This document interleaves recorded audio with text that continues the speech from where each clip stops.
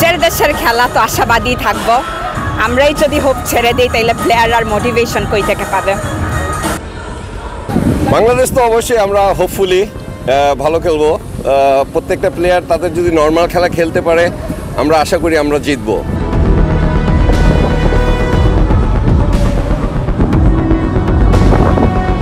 আজকে আমাদের উইন করার ইনশাল্লাহ 100% সম্ভাবনা। আমরা 2007-এ গেছিলাম, ফার্স্ট ইন্ডিয়ার এগেনস্টে বাংলাদেশ জিতছিল, আবার সেই স্পিরিট নিয়ে আসছি, ইনশাল্লাহ উইল উইন।